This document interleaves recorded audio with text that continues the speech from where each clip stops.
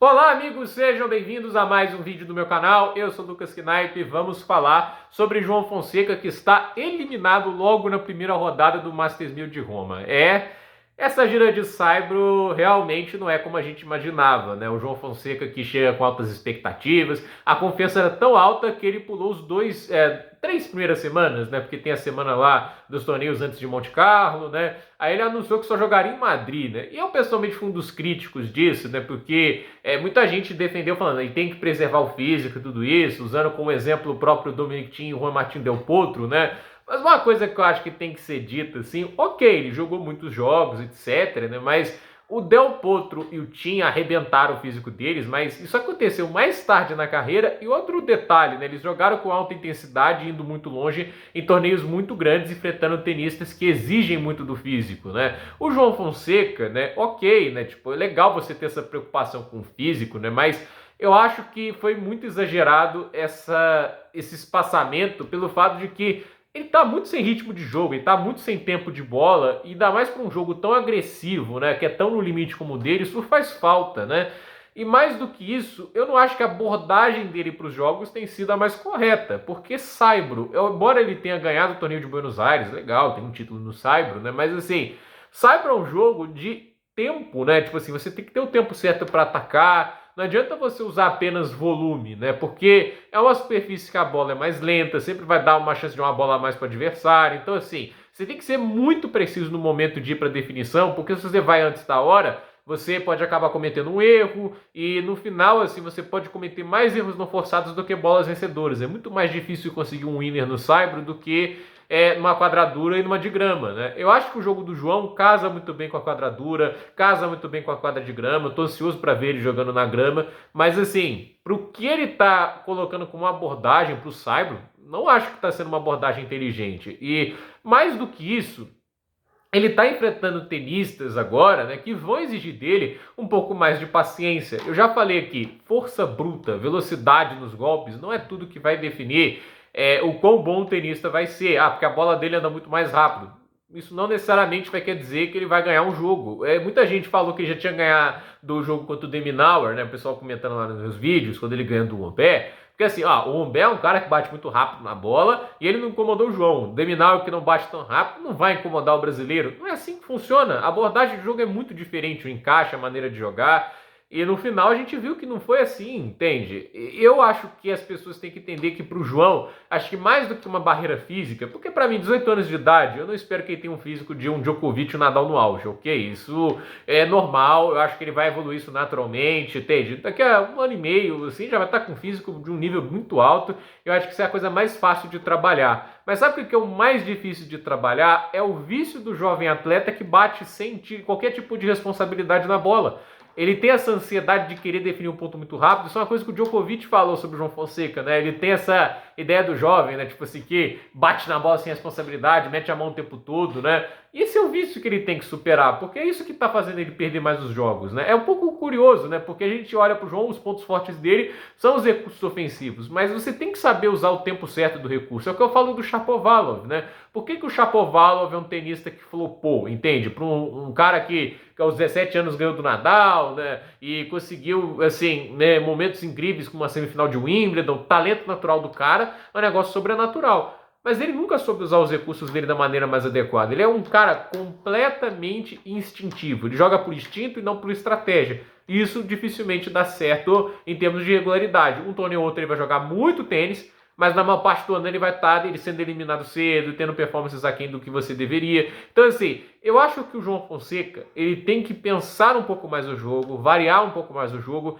e, mais do que tudo, escolher o momento certo para ir para a definição. Quando a bola sobra e ele vai para ataque, legal. Agora, um ataque em movimento, né? Uma bola que às vezes está muito baixa, ou muito alta e profunda, né? É muito time errado. E aí a gente vê muito erro não forçado. Tem horas que ele tentava um backhand de contrapé na paralela, entende? Um time completamente errado. Isso na terceira bola do ponto. E para mim o que define muito essa questão do João, de ser um cara que é muito ansioso, é os match points do Marojan. O Marojan claramente nervoso, não colocando o primeiro saque em quadra. E qual é o comportamento do João? Jogar a responsabilidade para o outro lado, né? Manter a bola profunda e exigir que ou a bola dele fique curta para ir para o ataque ou ele cometa um erro.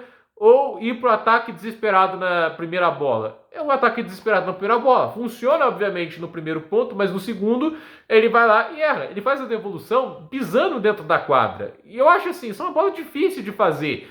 E é naquele momento, assim, que se você comete um erro, a partida acaba. É um erro esse tipo de estratégia. E aí tem as duplas faltas, forçando muito o segundo saque. Então, assim, eu entendo que o cara ele quer ser agressivo, é a natureza dele, ele quer ditar o ritmo dos pontos, ele quer estar no ataque o tempo todo. Isso é legal, entende? É legal ver o João Fonseca jogando. É um tênis bacana de se acompanhar. Mas tem horas que ele vai ter que sair da zona de conforto. Isso é uma coisa que eu falo muitas vezes, né? O tenista que vai ser aquele que briga pelo número 1, o que vai ganhar mais jogos no ano, não é o cara que ganha num dia bom, é o cara que consegue ganhar nas adversidades. Entende? Todo mundo ganha num dia bom, né? O pessoal faz muita piada aqui que eu falo muito do Alexei Popyrin, né? E assim, eu falo, ele é um tenista extremamente irregular, ele é um cara que assim, você não pode confiar que ele vai ganhar nenhum jogo, mas ele pode ganhar jogos assim que você não espera. Como ele fez em Monte Carlo, o ano dele é ruim, mas em Monte Carlo ele ganhou de 3 top 20 em sequência, incluindo o Casper Ruud, né? Isso porque o teto é muito alto, essa é a questão, mas a questão é, você ter um teto de produção alto e tudo isso num grande dia ganhar dos melhores jogadores é legal, mas nos seus dias ruins, né, tipo, você tem que dar um jeito de valorizar a partida, dificultar a vida do adversário, ficar vivo no jogo. Isso é uma coisa, por exemplo, que o Popyrin não faz bem. E eu acho que o João Fonseca, nesse período de 18 anos dele, ainda não aprendeu a fazer. Eu acho que eventualmente ele vai fazer, eu acho que assim, ele tem só 18 anos de idade, ele vai evoluir, ele vai melhorar, não é motivo para desespero, mas é aquele negócio, né? Já criou um hype muito grande, a gente já falou, ele é uma realidade. Eu cheguei a falar isso aqui no canal, quando ele estava jogando tão bem na Sunshine Double, mas é aquele negócio, talvez para a quadradura ele está muito preparado, mas para o Saibro ainda falta um trabalho extra. Mas então a gente vai falar, ah, mas ele ganhou um ATP 250 no Saibro. Legal, ele ganhou Buenos Aires, mas convenhamos, né? Tipo, a Golden Swing é muito diferente do que a gente está vendo aí na gira de Saibro. Se fosse a mesma coisa, o Sebastian Baez teria o mesmo padrão de resultados em fevereiro do que tem agora.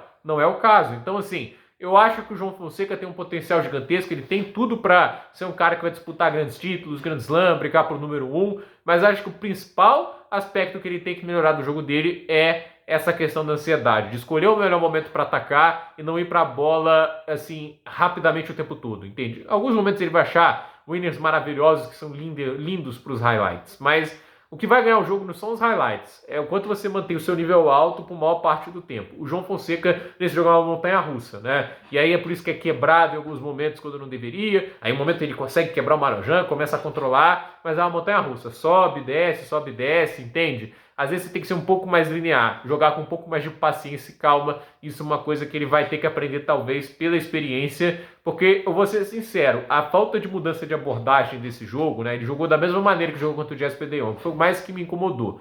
Ele estava indo para a bola desde o primeiro momento e não tentou achar um ritmo, não tentou achar um tempo de bola. Isso me frustrou porque os técnicos, para mim, estão trabalhando no aspecto assim, tenta fazer o que você está fazendo mesmo, que uma hora vai dar certo, né? Ok, é a abordagem dos caras, eles querem moldar o João desse jeito. Deu certo, por exemplo, pro Sinner com o Darren Cahill, né? Ele é um cara que se impõe, eles querem transformar o João num tenista impositivo, mas assim, esse tipo de abordagem vai dar trabalho para levar ele a um ponto de que ele consiga impor isso em qualquer condição, em qualquer circunstância, né? Eu, sinceramente, gostaria que ele fosse um pouquinho mais dinâmico no aspecto de que, assim, esperar um tempo, às vezes jogar na base do erro do adversário é importante. Nunca é bom ser unidimensional, só ataque ou só defesa, né? Por exemplo, o Medvedev, quando eu falo aqui no canal, as piores partidas dele é quando ele só se defende. Ele consegue prolongar um ponto 40 pontos, mas não está conseguindo fechar o ponto, né? Então só fica dependendo do erro do adversário. O melhor Medvedev é o cara que consegue balancear, que consegue ser agressivo quando precisa e consegue se defender quando é necessário. É por isso que ele conseguiu essas vitórias magníficas contra o Djokovic, Alcaraz, Sinner em Grand Slam. Mas assim, esses são os momentos que estão aparecendo cada vez mais esporádicos para o russo, né? Então eu falo assim, esse é o momento do que o tenista consegue extrair o seu melhor, quando ele entende o momento certo para se defender e atacar. Vamos ver quanto tempo vai demorar para o João se tornar esse tenista. O Marojan avança a segunda rodada, vai enfrentar o Andrei Rublev, pedreira, mas é um Rublev também que não tá lá, tipo, jogando seu melhor tênis. Vamos ver. Esse é um jogo que pode ser interessante porque o Rublev também tem essa abordagem do João de ser muito agressivo, mas nos bons momentos o Rublev é um cara que sabe o momento certo de ir pra bola e de esperar esse momento. E é um cara que, ao meu ver, ele cadencia um pouquinho melhor do que o João e, assim, nos melhores momentos, bem melhor. até por isso já foi top 10 e top 5, mas vamos ver o que o Rublev apresenta. Torcendo também para a recuperação do russo, que é um grande tenista de se acompanhar nos melhores momentos. Então, gente, por esse vídeo é isso. Dúvida nos comentários, deixe seu like, se inscreva no canal, compartilhe esse vídeo e até o próximo vídeo.